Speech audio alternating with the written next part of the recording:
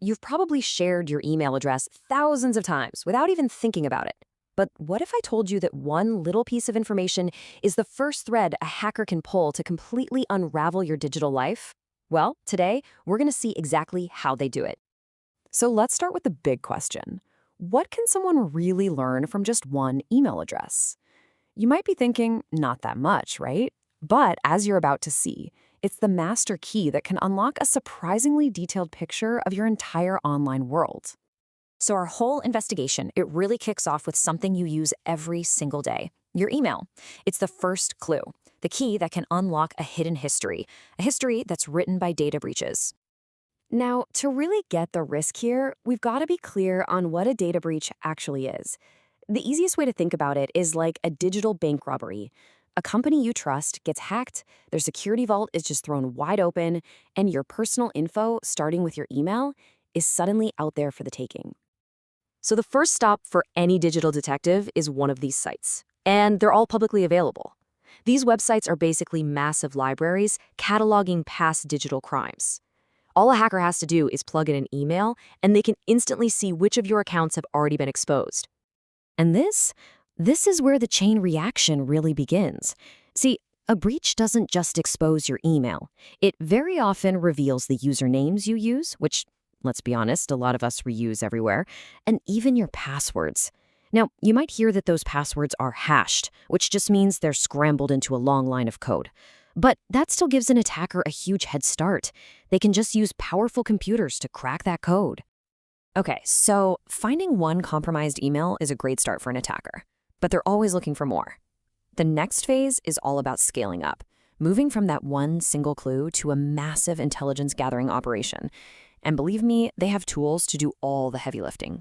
To scale up, they turn to automation. Tools like Email Harvester, they're like giant digital fishing nets. They just systematically scour the public internet, scraping up every single email address they can find that's associated with a target, building this huge list of potential victims. The whole process is just brutally efficient. An ethical hacker picks a target domain, they run the tool, and bam! They get back a list of every public email. Then, each and every one of those emails is cross-referenced with all those breach databases, quickly flagging anyone who might have compromised passwords. But here's the thing. Emails are only one piece of the puzzle. The files we create and share every day, documents, photos, videos, they all contain their own hidden clues. And attackers, they are experts at reading them. This hidden story is what we call metadata. You should really think of it as a file's digital fingerprint. It's automatically embedded into almost everything you create. It's data about your data, and it can reveal a truly shocking amount about your habits, the tools you use, and sometimes even your exact location. I mean, just take a look at this. A single photo can tell you the exact phone model it was taken on, the GPS coordinates of where you were standing, the specific software you used to edit it, and even the author's name. It's a complete dossier, just hidden in plain sight. So how do they get to this hidden information?